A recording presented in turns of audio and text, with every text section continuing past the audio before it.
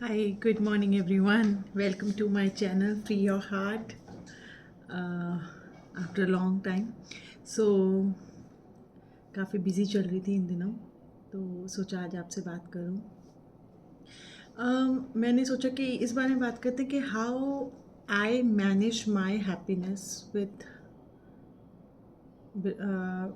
along with other family members, जैसे हमारे बच्चे, हस्बैंड, इन लॉज, गेस्ट और कोई भी हो फैमिली मेम्बर। अगर वो आप जॉइंट फैमिली में रहते हैं या इंडिविजुअली वैसे रहते हैं, वो विज़िट करते हैं, तो हर तरीके से। बिकॉज मैंने देखा है कि बहुत लेडीज स्पेशली एडजस्ट कर रही हैं लाइफ में। व्हेन वी टॉक अबाउट के उनके इन लॉज होते हैं, रिस्ट्रिक्टेड फील करते हैं वो। तो इसके लिए मैं दो चीज़ें मानती हूँ कि दो चीज़ें होती हैं। उनका होना भी अच्छा है, क्योंकि हम एक ये जब कोई हमारे पास नहीं होता है ना, तब हम उसकी अहमियत को समझ पाते हैं। तो ये तो सच है ज़िंदगी का।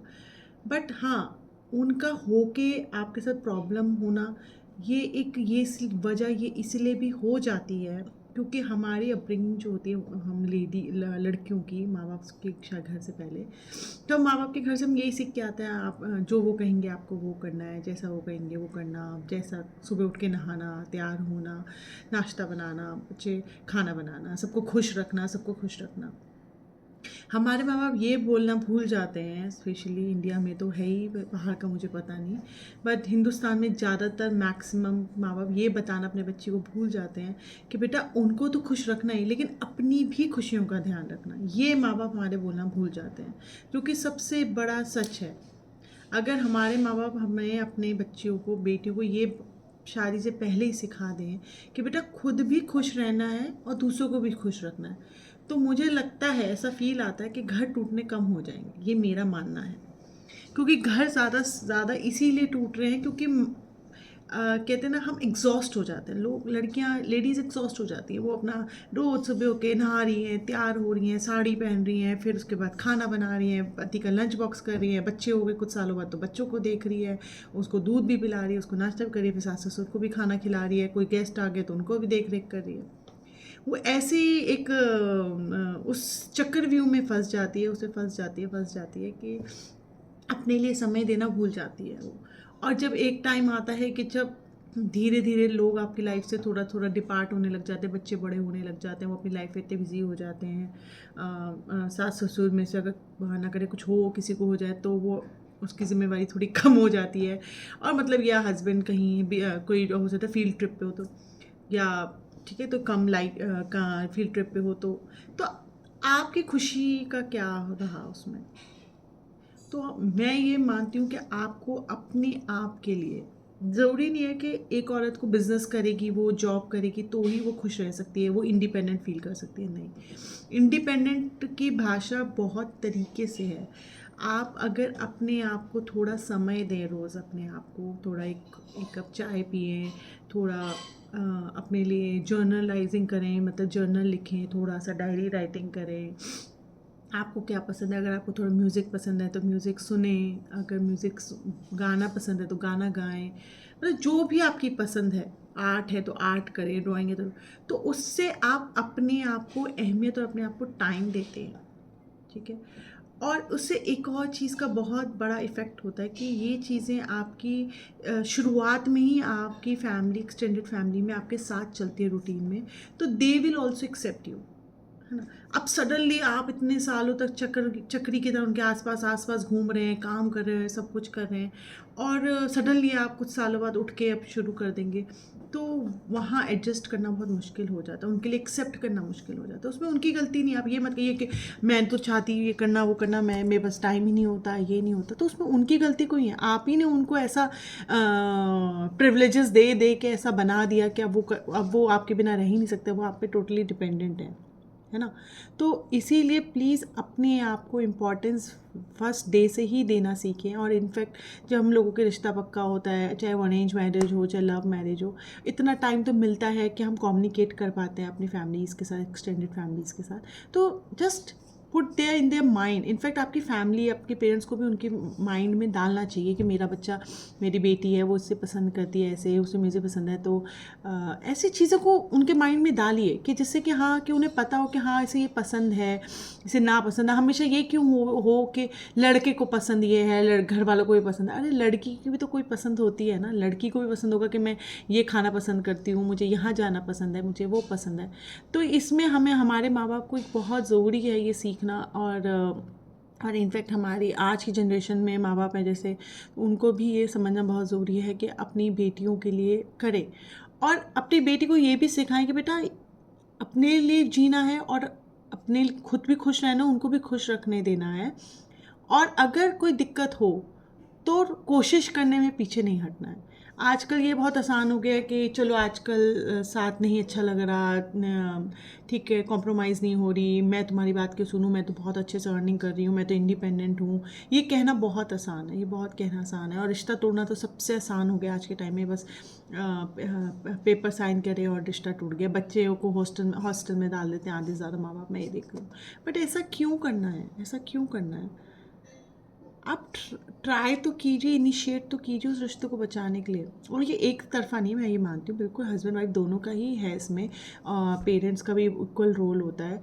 बट मुझे ऐसा लगता है एक हद तक ये प्रॉब्लम्स कॉम्प्रोमाइज एडजस्ट हो सकती थी, या कर सकते हैं हम लोग, इनको कम कर सकते हैं अगर हम अपनी लाइफ को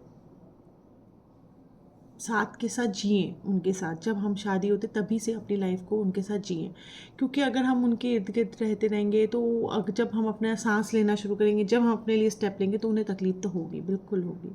तो प्लीज़ अपनी लाइफ में ये जो चीज़ें हैं कि हम एडजस्ट करते रहते हैं, करते रहते हैं, और एक हद तक जब बिल्कुल कमर टूट जाती है, तब हमें लगता है अब हम नहीं कर पाएंगे, तो तब वर्स्ट लाइफ का फेज़ आ जाता है। तो प्लीज़ अपने लिए जिएँ। और मैं सभी पेरेंट्स को बोलूँगी, अब जिनकी शादी उनकी बेटियों की होने वाली है या कुछ सालों में होगी, अपनी बेटियों को प्लीज़ ये सिखाइए कि बेटा आपको अपने लिए भी जीना है और उनके लिए भी जीना है, दोनों के लिए जीना है। क्योंकि हम लड़कियों में और लेडीज़ में इतनी मल्टीटास्किंग और इतनी शक्ति होती है भगवान माता रानी की दी हुई, कि हम बिल्कुल कर सकते हैं अगर हम चाहें तो। इट्स जस्ट कि हमारे अंदर वो फीडिंग होनी चाहिए, हमारे माँ बाप की सिखाई हुई फीडिंग होनी चाहिए कि हाँ मुझे खुद भी खुश रहना है, मुझे अपने लिए भी सोचना है, मेरे को अपनी जो मेरा हॉबीज़ है उसको भी कैरी करना है, और मुझे अपने इन लॉज, अपने हस्बैंड, अपने बच्चों को भी खुश रखना है। उससे क्या होगा, क्योंकि जब मैं खुश रहती हूँ, मैं खुश रहूँगी, तो मेरे आसपास का माहौल भी खुश रहेगा। अगर मैं रोज़ अपने आप को 1 घंटा, अगर 24 घंटे में से 1 घंटा अपने आप को दे दूँगी जिसमें मैं अपनी पसंद की कोई चीज़ कर लूँगी, तो आप सोचिए ना कि मैं कितनी खुश होंगी, और उससे मैं अपने आसपास के लोगों को भी कितना खुश रखूँगी। और ये बात मैं अगर कोई ऐसा लोग यूट्यूब मेरा चैनल देख रहे हैं जो इन लॉज हैं, तो आप थोड़ा सा अपने आप को अपनी जगह, मतलब आप सोचिए कि आप खुद को रख के देखिए जो आपके साथ हुआ है। तो ज़रूरी नहीं है कि अगर आपने जो कहा करा है अपने पास्ट में, आपने अपनी लाइफ अपने आसपास के लोगों, तो ज़रूरी नहीं है कि आपकी डॉटर इन लॉ सन वही चीज़ करें, राइट। उनको वो आज़ादी महसूस करने दीजिए, उनको उल्टा ये फील कराइए कि तुम अपने लिए जियो बेटा, तुम्हें कुछ पसंद है, तुम एक एक्टिविटी करो, तुम हॉबी करो। देखिए आपकी लाइफ ऐसे चुटकियों में ट्रांसफॉर्मेशन हो जाएगी। वो आपको अपने खुद के माँ बाप समझ लेगी। क्यों? क्योंकि उनको वो कॉन्फिडेंस आपने दिया कि जो तुझे पसंद है वही हमें पसंद है। इससे बहुत बड़ा ट्रांसफॉर्मेशन आता है। हमेशा हाँ ये क्यों होना है कि आपको जो पसंद है वही मैं पसंद करूँगी।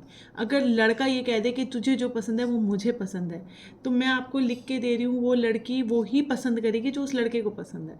बट क्योंकि उसने ये पहले बोल दिया कि तुझे जो पसंद आएगा मैं वही लूँगा, तो अब तो लाइफ वहीं, ये ही छोटी छोटी बातें हैं, ट्रांसफॉर्मेशन है रिलेशनशिप में। एक दूसरे से बात करने की चीज़ें हैं जो करनी पड़ती हैं, एक एहसास दिलाना पड़ता है। ये सिर्फ मन में एहसास है और बोलने से नहीं होगा, तो ये बात तो नहीं हो सकती। आपको एहसास दिलाना पड़ेगा, चाहे पति पत्नी को दिलाए, पत्नी पति को दिलाए, हाँ इन लॉज बच्चे को, अपनी बहू को दिलाएं, या माँ बाप अपनी बेटी को एहसास दिलाएं।